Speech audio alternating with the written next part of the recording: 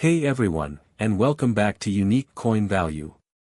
Have you ever gotten a quarter in your change, turned it over, and for a split second, wondered if you just stumbled upon a hidden treasure?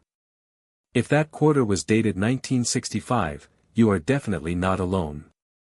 In fact, the 1965 quarter is one of the most asked about coins in modern US history. And today, we're diving deep to answer the million-dollar question, or, more accurately, the 25-cent question: what is a circulated 1965 quarter actually worth? Spoiler alert, it's almost always worth exactly 25 cents. But, and this is a huge but, there are some incredibly rare and valuable errors associated with this coin that could make it worth thousands. So, stick around, because by the end of this video, you'll know exactly what to look for. To understand the 1965 quarter, we have to go back in time. The early 1960s saw a massive coin shortage in the United States. Why? Because the price of silver was rising so high that the intrinsic metal value of dimes, quarters, and half dollars was literally worth more than their face value. People were hoarding and even melting down these silver coins for profit. It was a crisis for commerce. So, in 1965, President Lyndon B. Johnson signed the Coinage Act, which removed silver from our dimes and quarters, transitioning them to a copper-nickel clad composition. This is the line in the sand. The 1964 quarter was 90% silver. This 1965 quarter is clad with no silver.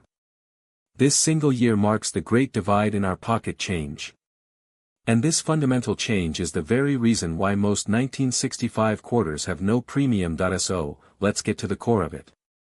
You have a worn, used, circulated 1965 quarter. What's it worth? For about 99.9% of the 1965 quarters out there, the answer is simple: face value, 25 cents. The US Mint produced over 1.8 billion of these coins. Collector filling a date set. In circulated condition, with its scratches and wear, it's just spendable money. Now, you might be thinking, but it's old. It has to be worth something. And I get it. But in the coin world, age alone doesn't equal value. It's about scarcity and condition. Since over 1.8 billion were made, and they've been in circulation for nearly 60 years, they are simply not scarce. Okay, now for the fun part. This is what you're really here for. The exceptions. The errors. The minting mistakes that can turn this common coin into a numismatic superstar. If you find one of these, your 25-cent piece could be worth hundreds, or even thousands, of dollars. This is the Holy Grail. The rumor you've probably heard. In the transition year of 1965, it's believed that a very small number of quarters were struck on the old, 90% silver planchets intended for 1964 coins. The Mint has never officially acknowledged this, but specimens have been certified by major grading services like PCGS and NGC. How can you tell? Look at the edge. A normal 1965 quarter has a distinct brown line of copper in the middle. A silver 1965 quarter will have a solid, silvery edge with no copper stripe. If you think you have one, do not clean it. Handle it by the edge and send it to a professional grading service for authentication.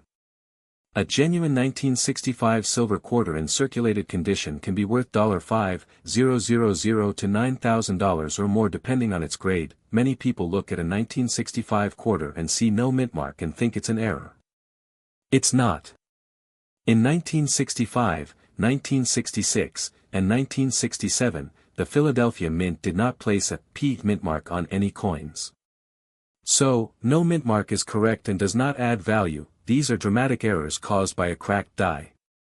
When a part of the die breaks off, the metal flows into the crack, creating a raised, blob-like metal on the design can be worth $100 to $300 even in circulated condition. This happens when the coin blank isn't centered properly under the dies. The value depends on how far off-center it is. A 5% off-center might only be worth $10 to $20. But a coin that's 50% or more off-center. In circulation, you could be looking at $50 to $200. This is a tricky one.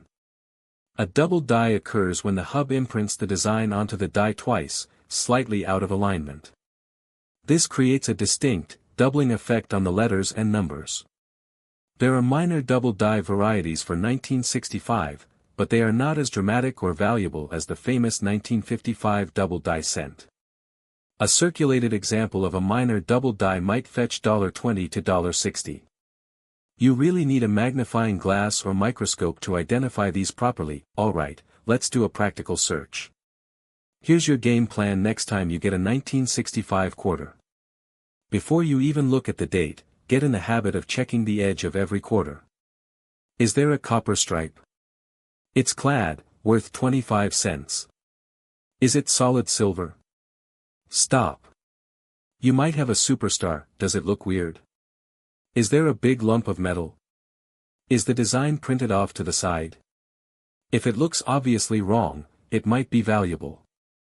The closer look, get a cheap 5x or 10x jeweler's loupe.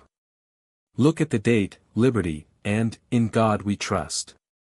Do you see any clear doubling or overlapping letters? If you find a potential silver planchet or a major error, don't get excited and tell everyone on Facebook. The only way to realize its full value is to have it professionally graded and authenticated by a service like PCGS, NGC, or Anax.so. To recap, your average, worn 1965 quarter is a piece of history, but it's still just a quarter. Its value isn't in its metal or its rarity, but in the story it tells about a massive shift in American coinage. However, the dream of finding a rare error is very much alive. That possibility is what makes coin collecting so exciting. So, the next time you get a 1965 quarter, give it a quick glance. Check the edge. You never know, you might just be one coin flip away from a life-changing find. If you enjoyed this deep dive, please give this video a thumbs up and subscribe to Coin Canvas for more coin mysteries solved every week. Let me know in the comments below if you've ever found a cool error coin. Thanks for watching, and happy hunting.